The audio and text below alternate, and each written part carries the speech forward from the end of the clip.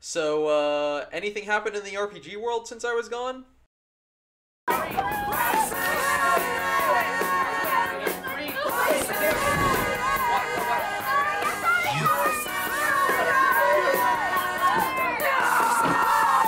Yeah, so a lot happened.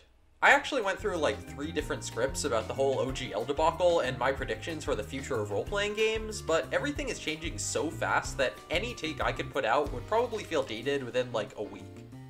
Suffice to say that in light of recent events, lots of people are looking for systems to play other than Dungeons & Dragons. And I think that's awesome. There are a ton of other games that deserve your attention, probably too many to count.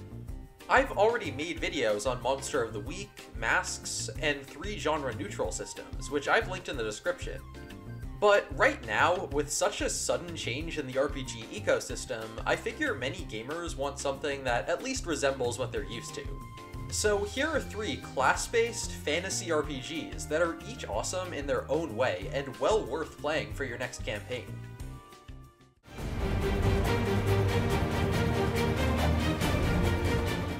Pathfinder is easily the second most popular RPG after D&D, and it feels very similar tonally and mechanically. I made a whole video on 1st edition, which is essentially an upgraded D&D 3.5 with approximately 4 libraries of Babel worth of content. 2nd edition doesn't have quite as many character options or modules, at least not yet, but it's better balanced and arguably provides more options in combat, especially for martial characters. Instead of the rigid action economy of 5e, Pathfinder 2nd edition gives you 3 actions per turn, which you can use to attack, move, or do whatever else is within your abilities. Pathfinder also has the world of Golarion, which honestly might be my favorite RPG setting ever.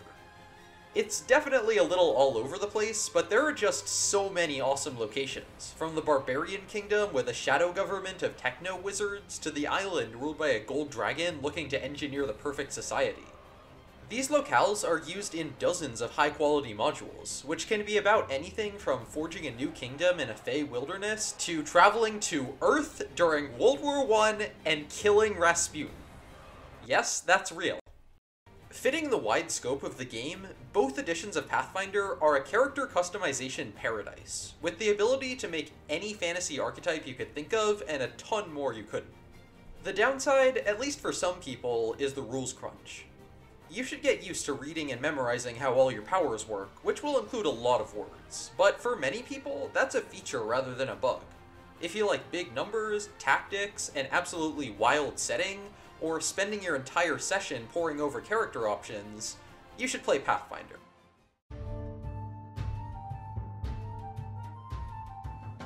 Dungeon World is about as far as you can get from Pathfinder while still keeping those fantasy trappings.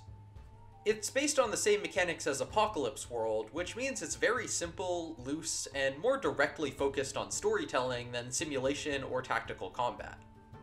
D&D staples like spell slots, skill lists, and turn cycles are completely out of the picture, replaced with just a few pages of rules that are very flexible for interpretation.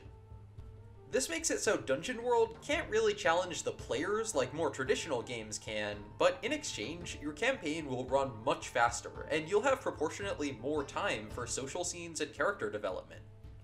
Dungeon World definitely has a smaller wheelhouse than Pathfinder, with classic European-inspired fantasy tropes baked into its core design, but the classes still have plenty of options, and the game does have a sizable homebrew community. Besides, if you get tired of that setting, you can easily pick up dozens of other Powered by the Apocalypse games which play very similar, 2 of which I've covered on this channel.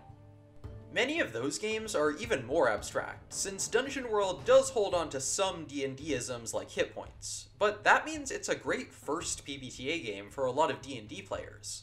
If you like improv, folklore, classic fantasy, or finishing your campaign in less than 100 hours, you should play Dungeon World.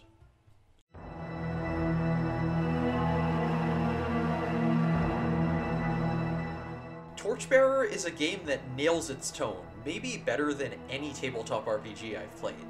It may be a class-based game about adventurers delving into dungeons, but it leans away from power fantasy and into survival horror. Your characters aren't mighty heroes, they're desperate grave robbers hoping to earn a meager living by scrounging treasure from pitch-dark subterranean corridors haunted by unnatural creatures. This is a massive change of pace from D&D.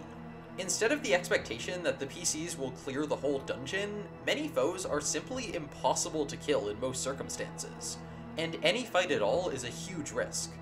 Instead of half the party having dark vision and things like encumbrance being easily hand-waved, resource management in Torchbearer is both easy to track and vital to create a sense of impending doom. Every time a character does something remotely time-consuming, the GM will advance a clock, and eventually, those torches will fade out and hunger will set in. These challenges create tons of interesting choices that just don't come up in other games. Do you swim across the grotto if it means exhausting yourself? In a fight, do you drop your backpack to improve agility at the risk of losing gear if you have to flee? The decision can mean life or death. Torchbearer may be a little janky in a few areas, but third-party creators have fixed a lot of those problems. I've linked Mythcreant's 10 very good house rules in the comments. Even then, Torchbearer isn't exactly the easiest game to get into, but once you do learn it, it's intensely rewarding. I couldn't see myself running a dungeon-focused game in any other system.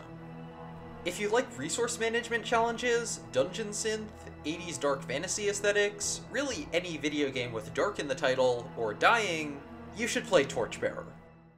So yeah, those are the three main systems that come to mind if someone is looking for a new fantasy RPG, and I think they covered three very broad styles of gameplay that even roughly correspond to D&D's three pillars. But they're far from the only games out there, and to finish off this video, I'm going to do a lightning round of other systems that I'm either not that familiar with, or don't qualify as straight-up fantasy games, even if they're definitely worth a mention. Pathfinder for Savage Worlds is exactly what it sounds like, the mechanics of Savage Worlds in the world of Pathfinder. I've talked about Savage Worlds in my video about generic systems, but in short, it's a really fun system with a lot of customization that's pretty fast-paced while still having a tactical element. So if you want to play Pathfinder but have a shorter attention span or want characters that are less focused on classes, it's well worth checking out. Shadow of the Demon Lord is a game I have yet to play, but I've heard nothing but praise for. It's very similar to D&D 5e mechanically, but has a more flexible advancement system. It defaults to a grimdark setting, but I've heard it's easy enough to run a game with a somewhat lighter tone if you want to. Burning Wheel is the game Torchbearer is based on, and is meant for campaigns that don't revolve around dungeon crawling.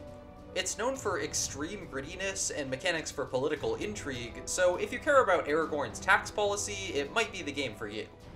Fellowship is a powered by the Apocalypse game like Dungeon World, and it has a super specific focus. Each player character is a champion of their people, tasked with setting aside their differences with the rest of the party and working together to prevent the Dark Overlord from taking over the Earth. If that dynamic was your favorite part of Lord of the Rings, this game is well worth checking out. Finally, there's a whole host of games that make up the old school Renaissance, or OSR, with some of the biggest names being the Black Hack, Mork Borg, Swords and Wizardry, and Dungeon Crawl classics. As the name suggests, they replicate the mechanics and feel of early D&D, which was very dungeon-focused and much deadlier than it is now. I personally prefer Torchbearer to fill that niche, although I could see some players not loving some of its abstract rules and prefer a system that's mechanically traditional rather than just thematically. Notably, the Black Hack and Mork Borg are both super simple and super deadly, so they can easily be played as one-shots. And that's actually about it. If anyone has anything to say about these systems, or wants to shout out something entirely different, feel free to do so in the comments below. Lord knows there's not a better time than now to talk about third-party systems. Thank you all for watching, and I'll see you all next time.